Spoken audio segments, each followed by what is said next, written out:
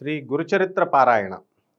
ఈ నామధారకుడు అనేక విధాలుగా బాధపడుతూ దత్తాత్రేయ స్వామి వారిని ప్రార్థిస్తూ, నీ పరమభక్తుల యొక్క పుత్ర సంతానాన్ని నేను మరి అలాంటి నన్నిలా నిర్దయుడివై నువ్వు వదిలివేయడం భావ్యం కాదు. నేను చేసిన తప్పేంటో నాకు అర్థం కావట్లేదు స్వామి. నాకే తెలియనటువంటి తప్పుకి నన్ను దండించడం నీకు న్యాయమా? అజ్ఞానంతో కొడుకేదైనా కనుక తప్పు చేస్తే తల్లి ఏం చేస్తదండి? ఆ కుమారుడిని దండించుతది. ఆ! అంటే కక్ష ఉండదు అందులో. ప్రేమతో శిక్షిస్తది. పుత్రునిపై కోపం పెంచుకోకు.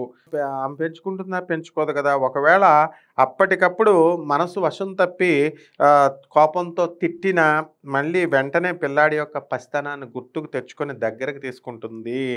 నేను చేసిన తప్పేమిటో కూడా నువ్వు చెప్పకుండా నా పైన ఎందుకు నువ్వు అలక పొందుతున్నావు?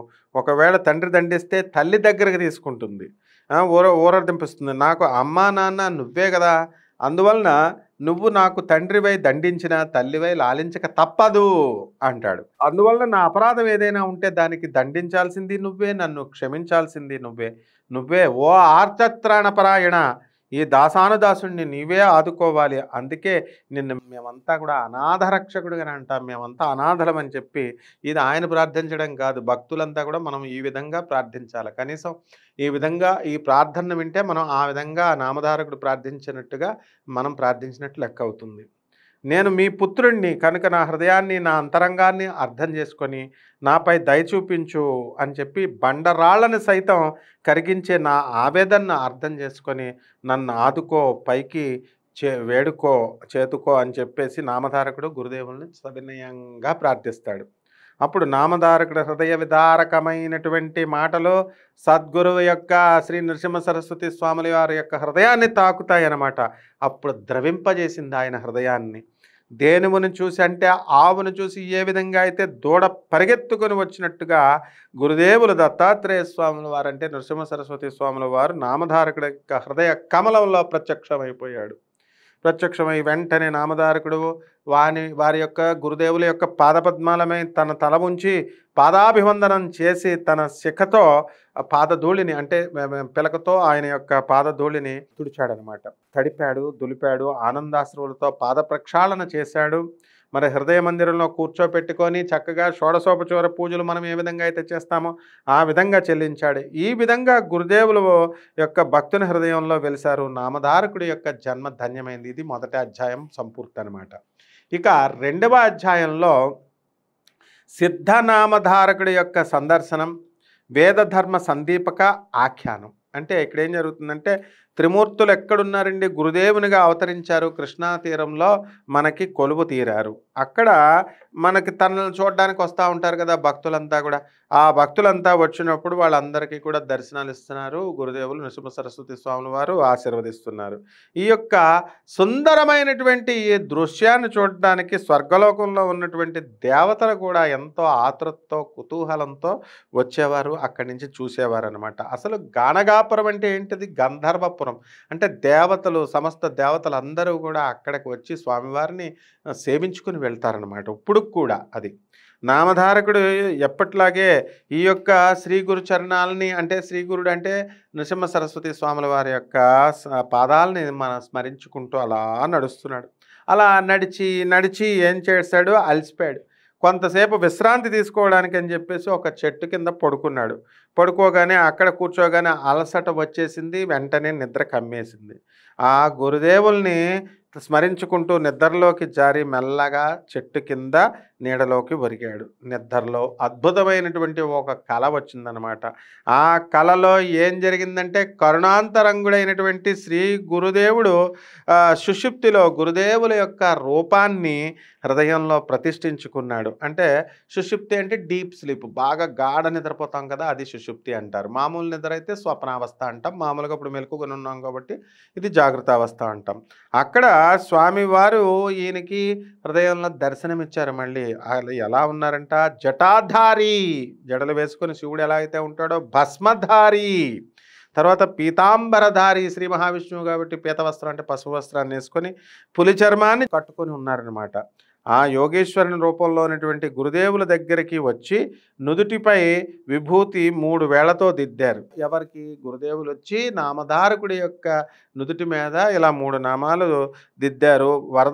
ఇలాగా వరాభయ ముద్రతో ఆశీర్వదించారు, అభయం ఇచ్చారు. నమ్మకాన్ని భక్తుడికి పెంచాలి. అదనమాట మెయిన్‌గా కావాల్సింది. భక్తులకి నమ్మకాన్ని పెంచాలా దేవుడనేవాడు, గురువు అనేటటువంటి వాడు. అంతేగాని నువ్వు ఇలా అయిపోతావు, అలా అయిపోతావు అని డిస్కరేజ్ చేయకూడదు, నెగిటివిటీలు చెప్పకూడదు, మూఢనమ్మకాలు పెంచకూడదు. ఎప్పుడు కూడా జగద్గురువు ఆదిశంకరాచార్యులు వారు కానీ, నరసింహ సరస్వతి స్వాములు వారు కానీ, మరి శ్రీకృష్ణుడు కానీ ఎక్కడా కూడా మూఢనమ్మకాలు పెంచలేదు. భక్తుల యొక్క నమ్మకాన్ని వెన్ను తట్టి నేనున్నానని ముందుకు తీసుకువెళ్తారన్నమాట.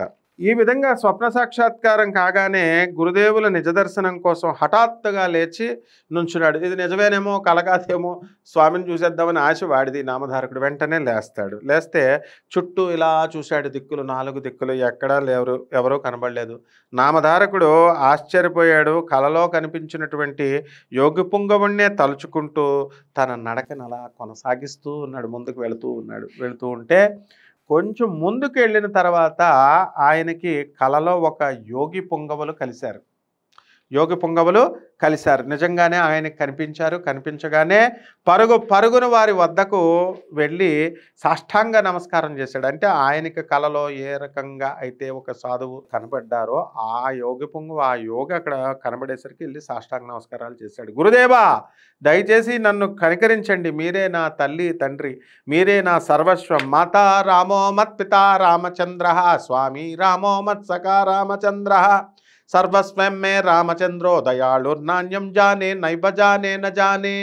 అంటే మనందరికీ కూడా తల్లి రాముడు, తండ్రి రాముడు, మాతా రామో మత్ పితా రామచంద్ర, సర్వస్వం నా సర్వస్వము నువ్వే, మా సఖా రామచంద్ర అని చెప్పేసి నాకు రామచంద్రుని నామం తప్ప వేరేది ఎవరు కూడా తెలియదు, ఏది తెలియదు అని. అది నిజమైనటువంటి భక్తి. ఆ విధంగా ఈ నామధారకుడు ఈ యొక్క శ్రీగురుని యొక్క నృసింహ సరస్వతి స్వాముల వారిని ఆ విధంగా తలుచుకున్నాడు అనమాట. తలుచుకొని ఏం చేశారు? అయ్యా గురుదేవా, నన్ను కనికరించు అని చెప్పేసి జయ జయ యోగీశ అజ్ఞాన వినాశక సిద్ధముని అని చెప్పి, తమరి దర్శన భాగ్యంతో నా పాపాలన్నీ కూడా నశించిపోయాయి, మీరే నా మార్గదర్శి, మీరే నా దిక్కు, అందుకే నేను మీ దగ్గరకు వస్తున్నాను. తమరు ఎక్కడి నుంచి వస్తున్నారు, తమరి పేరేమిటి, ఊరేమిటి, ఎక్కడుంటారు నివాసం అని చెప్పి నాకు అవన్నీ కూడా పరిచయ భాగ్యాన్ని ప్రసాదించండి అని చెప్పి ఈ నామధారకుడు ఆ యోగిని అడిగాడనమాట. అప్పుడు నామధారకుడి యొక్క ప్రశ్నలకి ఆ సిద్ధయోగి, ఇక నుంచి మనం ఆయన్ని సిద్ధయోగి అని పిలుచుకుంటాం, ఈయనేమో నామధారకుడు అని పిలుచుకుంటాం. ఆ సిద్ధయోగి చెప్పడం ప్రారంభించాడు. మేము యోగులం, తీర్థయాత్రలు చేస్తూ దేశ సంచారం చేస్తున్నాం. ఈ లోకంలో ఎవరైతే ధర్మ సంస్థాపనార్థమై జన్మనెత్తినటువంటి గురుదేవులు శ్రీ నరసింహ సరస్వతి స్వాముల వారు ఒక్కరే ఇప్పుడు ప్రస్తుతానికి. అప్పుడు మరి వారి నివాస స్థలం ఎక్కడ అంటే గణగాపురం. అది భీమా అమరజా నది సంగమ స్థానంలో ఉంది. వారు త్రిమూర్తుల పరమావతారం, ముగ్గురు కలిసి రజోగుణం, సత్వగుణం, తమోగుణం 3 కలిసినటువంటి అవతారం అది. భక్తులు వారిని సదా సేవిస్తూ ఉంటారు, ధ్యానిస్తూ ఉంటారు.